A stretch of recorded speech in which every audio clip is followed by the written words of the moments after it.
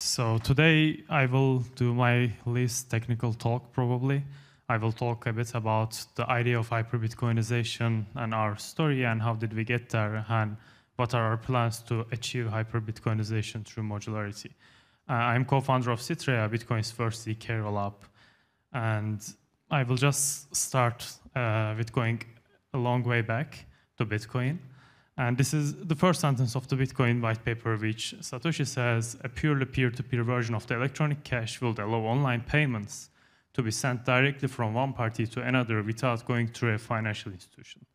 So this was more than a decade ago, and Satoshi had only one idea in his mind, and it was single use case, payments, and simple goal, no centralized financial institutions or intermediaries. So, but this was more than a decade ago, and some things probably changed since then. It's a very simple idea, but he solved that problem with the Bitcoin white paper and the implementation. And 5 years after that, 6 years after that, there is an old Bitcoiner now, he supports BSV though, but Daniel Kravitz, he came up with the idea of hyperbitcoinization in a very short article and defined it like this: hyperbitcoinization is a voluntary transition from an inferior currency to a superior one, and its adoption is a series of individual acts of entrepreneurship rather than a single monopolist that games the system. So he is talking about a world where Bitcoin is the dominating currency, and it is probably not only used in payments, but everything in real life or online payments. It can be lending, borrowing, it can be buying stuff, it can be just some giving money for your friends instead trusting them. And here he also talks about the inferior currencies and puts another thing in his article, talking about hyperinflation. And hyperinflation happens very, very similarly to hyperbitcoinization, actually. In these two events, in hyperinflation, the price in the doomed currency will skyrocket. And in hyperbitcoinization, it is also not so much different. The price in the doomed currency will skyrocket.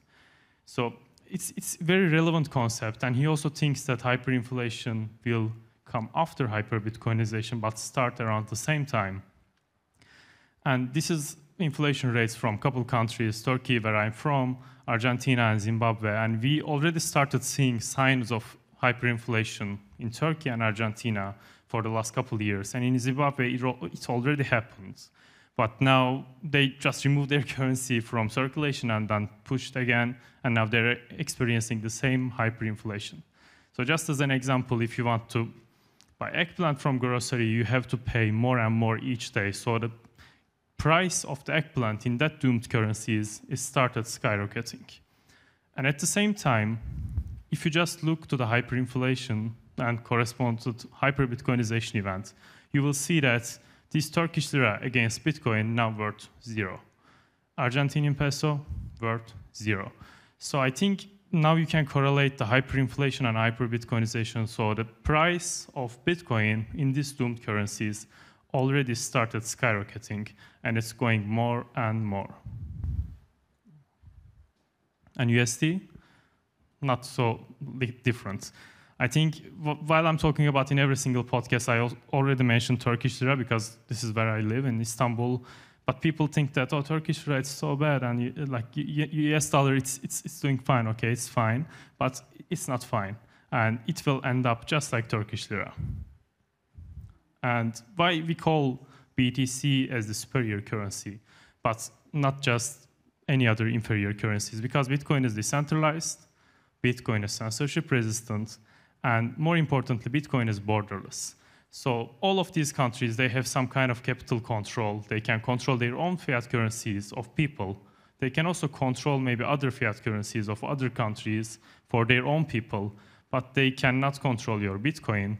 And this is where Bitcoin hyperinflation will be affected, because they cannot control the hyperinflation. They can control the hyperinflation, but they cannot control hyperbitcoinization. This is also a graph from a Bitcoin writer, an anonymous writer, and he describes the hyperbitcoinization growth model, which is very similar to the crystallization event of a mineral. And he puts these 3 different phases, like equilibration, nucleation, and crystallization. And each phases this is where actually Satoshi started, and this is, I think, around 2010, where we see innovations, we see small meetups, we see miners joining the Bitcoin, but Bitcoin value is still so low, and his only have like maybe $100 or $1,000 value. But the phase after it, we start seeing engineers working on Bitcoin. We start seeing pools working on Bitcoin, increasing hash rates, increasing adoption and security and conferences. And this is the micro bubble phase where we start to see Bitcoin adoption and the rapid price appreciation started to happen. And I think this is where we are now. Now we are seeing new kind of exchanges instead of empty gogs. And we are seeing layers built, especially for the last 1.5 years. There are a lot of people trying to build layers on Bitcoin. And it has a reason, I will come back. And the industry use. This is already happening with some of the institutions that's adopting Bitcoin for their treasuries or for just backing some of the stocks. And there's a tipping point where we see all this curve happening and going to the institutions, banks, and governments. But at the same time, Bitcoin is now becoming more of a medium of exchange and then unit of account instead of staying as a store of value. And meanwhile, there is this rapid price appreciation events and ending up with minimal price volatility. So like I said, we are coming to the tipping point. That's cool, that's fine. We are seeing new exchanges, we are seeing new layers, we are seeing industrial use. But how do we scale there? Like how to handle this rapid price appreciation and then minimal price volatility? Because in there will be tons of activity. There will be people trying to use Bitcoin in action in real life, and current Bitcoin L1 cannot handle it. This is the challenge from just moving from store of value to unit of account. Bitcoin L1 cannot scale to everyone, and Bitcoin L1 cannot scale for all use cases as well. If you want to do all of them, then enable a Turing-complete smart contracts on Bitcoin and put terabytes of blocks. Do you think it's scaling? No, it's not scaling. It might cover these use cases for some time, not for unlimited time, but it is still not scaling because now you are losing your properties like decentralization, censorship resistance, and becoming borderless because now you are putting limits on people's computer. So how to solve this challenge? Like L1 doesn't scale, okay, that's fine, but where is the answer? I think we can just turn back to the definition of hyperbitcoinization. Hyperbitcoinization will be achieved through a series of individual acts of entrepreneurship. And actually, modularity is a series of individual acts of entrepreneurship. Rather than pushing a single monopolist that will game the system, just like the L1, instead we try to just specialize on a couple things and do it better than everything else. And we can connect them all to the Bitcoin, so Bitcoin can scale for everyone and all the use cases. We are building Citrea, and Citrea is the execution shard of Bitcoin. With Citrea, you can build Bitcoin applications without the scaling or programmability limits of Bitcoin L1. But I want to talk a bit about the background of Citrea as well. We started our company 2 years ago in Istanbul with my other co-founders, Ekrem, Esad, and Murat. And our idea was, okay, let's build some privacy systems on crypto because there's not enough privacy on chain. And this was just maybe weeks after Tornado Cash sanctions. And we built privacy on Ethereum. We built proof of innocence. Then we built privacy pools. But around the same time, we saw that inscriptions are happening on Bitcoin. Okay, inscriptions are cool because now people are demanding Bitcoin in action. Instead of just keeping Bitcoin as their store of value, they want to use Bitcoin in action.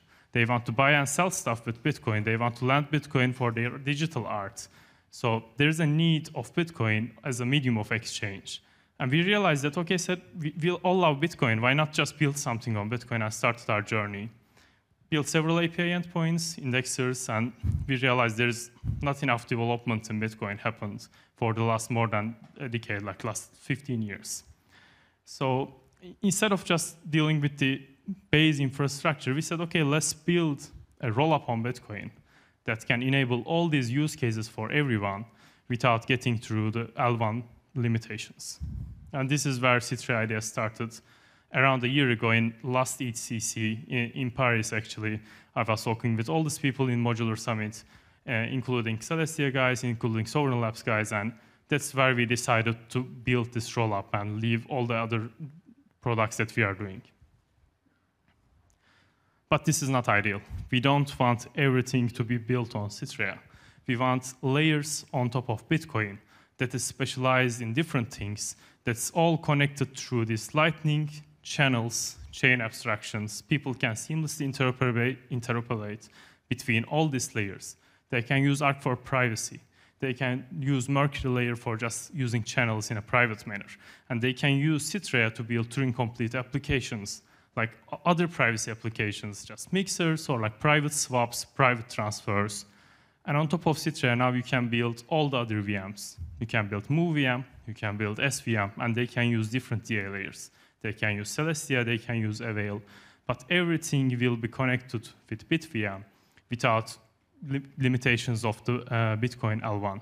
So that's our goal, how we see Bitcoin in the next 10 years, so that with this table, now we can scale Bitcoin for all use cases and to everyone without getting through custodials, centralized financial institutions, or intermediaries. And lastly, modularism, not maximalism. Thank you for listening to me. If you have any questions, I can answer here or outside.